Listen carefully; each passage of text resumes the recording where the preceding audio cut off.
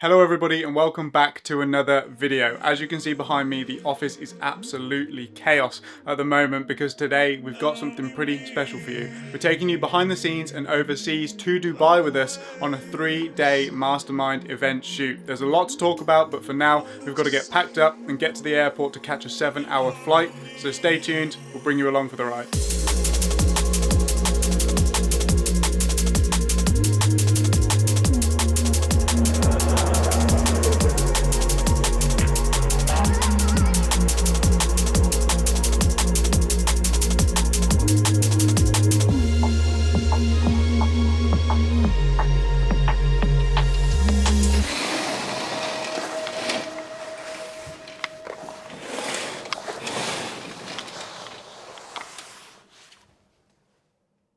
All right, welcome to Dubai. So we left London at around 8:30 last night, flew overnight and then landed in Dubai at 7 in the morning this time. Took a day to kind of get accustomed to the time zone change, the weather, all of that. We picked up the rental, went for a nice steak dinner in the evening as well with the Imperium team, and now we are ready for day one. So we've got to get to the venue, set everything up. It's going to be a crazy morning and we're going to bring you along for the ride. So we'll just format these.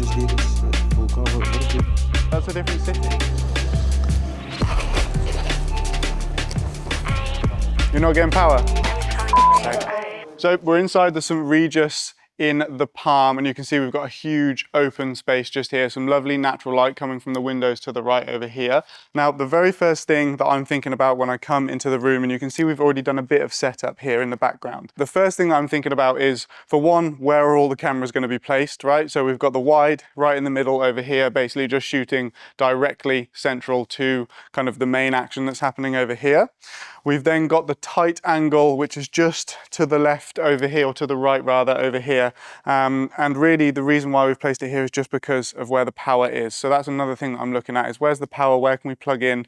Obviously, you know, HDMIs, extension leads, etc., are only so long. So you really have to be aware of where the power actually is. And then the final angle over here is the audience angle, and you can see we've got the power down in the floor just here, right next to base station. So this is where we decided to place the audience angle, because what it also means is that we can get a third angle on the speaker as well. So there's a panel, so the client's panel is over here. That's all of their team, so if any of them need to chime in with any kind of, you know, extra pieces of advice or knowledge, etc., then they can do that, which means that this angle can get them, you can get another angle on the speaker. We've also got a tight on the speaker and then a wide on the speaker as well. So again, in terms of safety for the actual recording, we've got an angle on every single camera.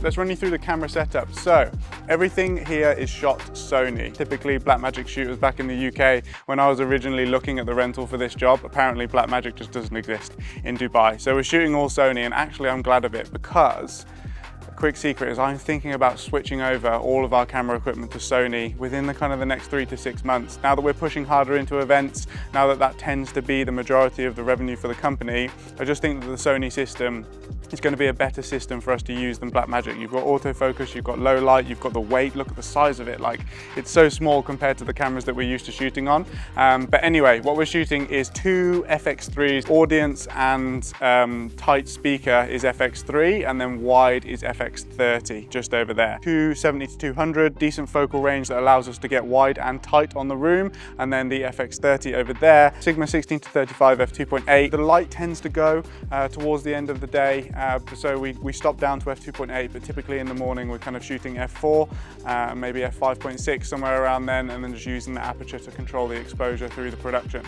Everything's white balance matched, everything is shutter angle or shutter speed matched, essentially just giving me an opportunity to test out the Sony system, see how it operates through the Blackmagic A10 switcher as well. And yeah, super excited to just be using an entire Sony system. I've never done it before, so it's all new to me. So let's talk about the deliverables for this project. Basically, we're here, and the main thing we're here to do is to do the full recording of the 3-day mastermind. So that's 8 hours, times 3 days, full recording on 3 different cameras, audio synced, everything like that. What we're also here to do is produce some images from the event as well. And the way that we're doing that is using the Sony a7 IV, which is actually being used as the BTS camera right now. If I show you what I'm seeing, these two chaps right here, Sony a7 IV, this has a what is it, a 28 to 75 Yeah. on there. So 28 to 75 on there. We're also shooting on 70 to 200 as well, which means that I don't have to get really close to the speaker or the audience when I'm taking photos. I can be a bit more kind of sniper in the background and just take photos of people and stuff like that. The other thing that we're here to do is just to give some B-roll raw footage, so that we're doing that on a gimbal with the A7 IV with the 28 to 75, and then we're also getting some B-roll on the Handycam. This is the Canon FS100. Really, it's just to add a bit of kind of differentiation into the footage so everything doesn't look slick, 4K, S-Log3, color graded, etc., etc. This just helps to kind of break that pattern of slow-mo gimbal footage and give us a bit more real, a bit more raw, kind of a bit more candid cinema verite style footage. So that's everything that we're here to do. 3-day full recording, full photography, and some B-roll raw footage for the client as well. And that's it.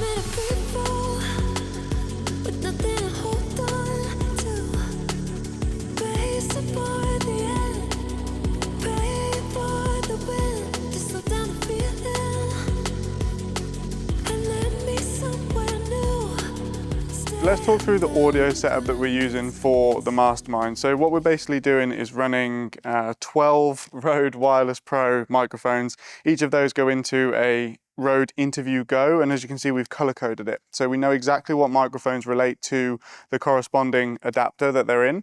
In terms of the team microphone as well, that one isn't color coded because we don't need to know that. And then what we're doing with Charlie is just pinning a microphone to him, and we're using the magnetic adapter that you can see just here. We've also got 32-bit float audio coming through here for safety, and I will talk about safety in a whole different section of the video, so stay tuned for that. So one of the things that we have added to this shoot are these Hollyland headsets. I got them in a Black Friday deal, and basically what these allow us to do, any headset just allows the team to communicate without having to shout above the room and kind of just interrupt the mastermind. Like obviously we're whispering right when we're talking, but what it means is that when we're live switching and when people are setting angles and when we need the team to do stuff when they're recording, we can just whisper in their ear, and it's really good to just be able to communicate with everybody. We've never had this before, and we've always had to do some kind of awkward hand signals and stuff like that, but these things, we've only used them for one day, but so far they've been invaluable and phenomenal. So a really good addition to the production right here.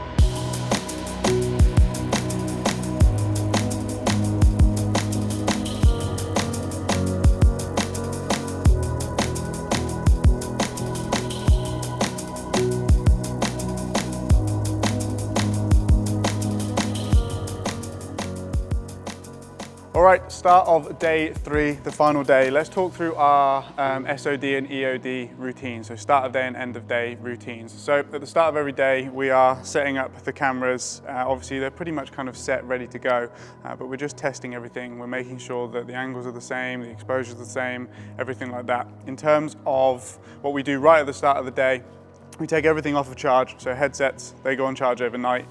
We get everything, the batteries in, everything, microphones fully charged, everything like that. We're then running a test on everything that we do. So essentially microphones into the cameras, ATEM, testing everything and just making sure that everything is working before we hit record on the main session for the day. Now that's pretty much it. Now, end of day routine is quite extensive. What that means is we're ditting digital image transfer of all of the files that we record. So the camera files, so we've basically got 3 camera files, the wide, medium and tight, and then we've got 8 audio files that we need to categorize and organize in all of these different hard drives and footage banks. What we then do after all of that is we back everything up. So it's backed up onto another hard drive and then onto Google Drive as well, because you can't be losing files. It's like a no-go. So yeah, that's the start of day and end of day routines. And we will also talk through the vision mixing, live switching, and everything else. So basically what we're doing is each camera is DC powered. Let's just show you, it'll be easier if you come with me. Each camera is DC powered, right? We could go V mounts, but it's easier just to plug it into the power. You've then got HDMI coming out of the camera. HDMI, 25 meters, comes all the way around here, into the back of the ATEM. So each camera, what we basically have is 3 HDMIs coming in, and then 1 HDMI out into this 24-inch monitor just here as well. As you can see, we've got wide, we've got tight, and then we've got an audience angle as well. And what basically this allows us to do, camera 3 is pretty much just fixed on the speaker the entire time, and then camera 4 basically goes between the speaker and the audience depending on essentially who needs to be filmed. What we then do is the ATEM is USB-C out into this T7 just here. That basically gives you a DaVinci Resolve project file with all of the cuts already made on the switch that you do, which saves a ton of time in the editing. In terms of the audio, what happens with that is that we've got the receivers on each of the cameras, so that's 6 different transmitters, and we've then got the speaker and the panel audio coming directly into the ATEM, so we can monitor that because that's the most important audio source that we need to monitor throughout the day. This also leads into a conversation around kind of safety and stuff like that as well. So let's talk through that. Essentially, with safety for this production, what we do is the ATEM will give you individual isolated HD camera files. So it will give you the full talk recording as you've switched it, and then it will also give you each individual angle. We're recording in the cameras as well. The tight angle is recording on 4K, so they can cut that down for socials. The wide and the audience is recording in HD. So we're recording in all cameras, so that gives 2 forms of safety, and then obviously you've got the actual like live switched recording, so that's 3 forms of safety for the video tracks. And then for the audio, 1 form of safety will be the camera's recording, so the audio will come directly into there. Each transmitter also internally records, so that gives you another form of safety for the audio. And the final form of safety is the ATEM will spit out all of the audio tracks that have come into it from the camera, from the receivers that are actually plugged in. So everything here has 3 forms of safety, which essentially means that nothing can be lost, nothing can go wrong, and it is essentially just gives you peace of mind, right? That no matter what happens during the production, you've always got safety and you've always got backup to go with. So that's safety and that's ATEM.